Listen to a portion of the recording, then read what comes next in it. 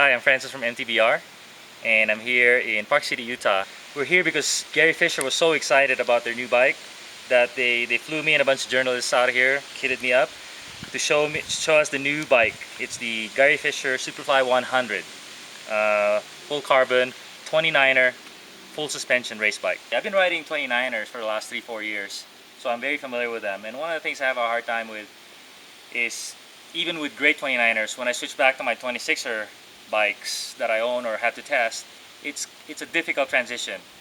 So, the Fisher folks said this rides pretty similar to a 26er, and I can say that that is pretty true. The position is pretty natural, and the steering is quick. You don't feel a lot of slow steering inertia. This is full carbon. Obviously, the frame is about 4.5, 4.6 pounds, just ridiculously light. And it's a successor to their old Hi-Fi, which I rode as well. Some key differences between this and the Hi-Fi. The Hi-Fi had a pivot point right here, and what happened was it caused a little more flex because it was a little higher from the ground, more lever arm. So they moved it right on the axle, and the axle is able to support it a lot better. So it's really a lot more rigid this way. That's something that bothered me in the old bike. Also, they have the ABP, which under heavy braking, you can still feel the suspension move. The other thing they worked on, they moved the pivot, the support arm from here to here, and they worked on the geometry such that it's a lot more supple now. The old Hi-Fi used to be a little bit stiff, good platform, good climbing bike, but then it would blow through its travel. This one, it's supple from the get-go, and then it will stiffen up as you get deeper into the 110 millimeters of travel. Couple more things to note is I immediately noticed the gusseting here is just incredible. So much material to make this thing stiff.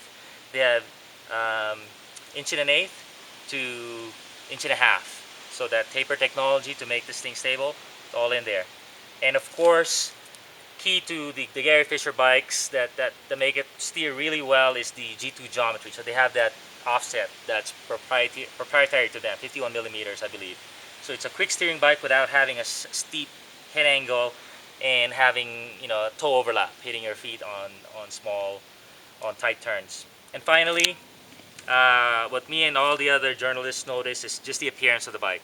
It's just incredible. From the kits to the paint, the decals, components are red, the spokes are white. You get the bike, you're pretty happy with it. There's not much to dial in. So it's going to hit the stores pretty soon. It's been on the racing circuit, really successful. The only downside is the price. $5,600 advertised retail and $5,300 in the stores.